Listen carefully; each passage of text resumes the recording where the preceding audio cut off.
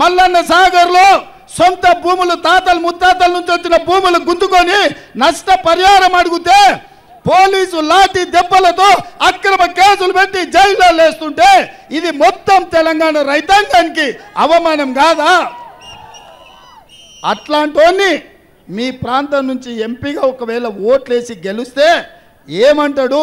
వీర్ర వీగడా, మీసాలు మెలిపెట్టడా, నా కొడకల్లారా మిమ్మల్ని బూట్ల కింద తొక్కినా సిగ్గు లేకుండా నాకు ఓట్లేసిందని మీ తల మీద కాలు పెట్టి తొక్కడా రేపు? మీరు ఒక్కసారి ఆలోచన చెయ్యండి. అందుకే మిత్రులారా, ఇవాళ అవకాశం వచ్చింది. తోకదొక్కి వదిలిండ్రంటే ఈ కాలనాగు మిమ్మల్ని పగబడుతుంది. అందుకే ఈసారి ఈ పార్లమెంట్ ఎన్నికల్లో పడగ మీద కొట్టండి. పడగ మీద కొట్టినప్పుడే ఈ భూములు మింగే అనకొండకు ఇవాళ గుణపాఠం చెప్పిన వాళ్ళం అవుతాం.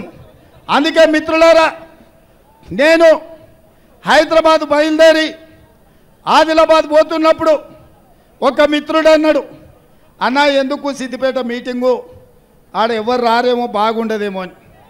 ఆదిలాబాద్ పోయినప్పుడు విమానం ఎక్కేటప్పుడు మా సీతక్క అన్నది, అన్న ఓసారి కనుక్కోరా అని పోరాదే ఆడగిన మరి ఉన్నారో లేరో జనాలని.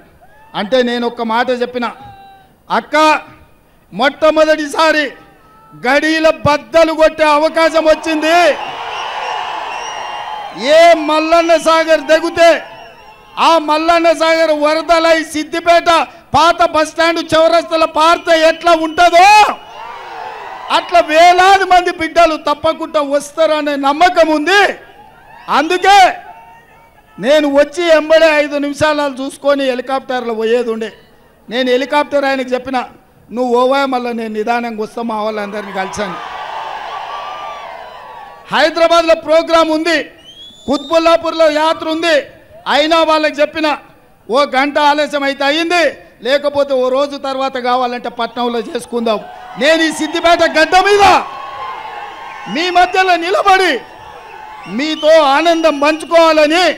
ఎందుకంటే మీరు ఎన్నో కష్టాలను, ఎన్నో అక్రమ కేసులను ఎదుర్కొని మీరందరూ ప్రవాహమై ఈరోజు ఈ సిద్దిపేట పాత బస్టాండ్ చౌరస్తాకు వచ్చారు. మీ నిర్బంధాల మధ్య ఈ ఆధిపత్యాన్ని ఛేదించుకొని ఈ సిద్దిపేట ప్రజలు స్వేచ్ఛగా పాత బస్టాండ్ చౌరస్తాకు వస్తే ఇతర ప్రోగ్రాములునే నేను హడావిడిగా పోతే నేను నిజంగా మీ పౌరుషాన్ని గుర్తించను నైతా. అందుకే ఇవాళ సిద్దిపేటల బిడ్డల పౌరుషాన్ని చూసినా నాకు సంపూర్ణమైన విశ్వాసం కలిగింది.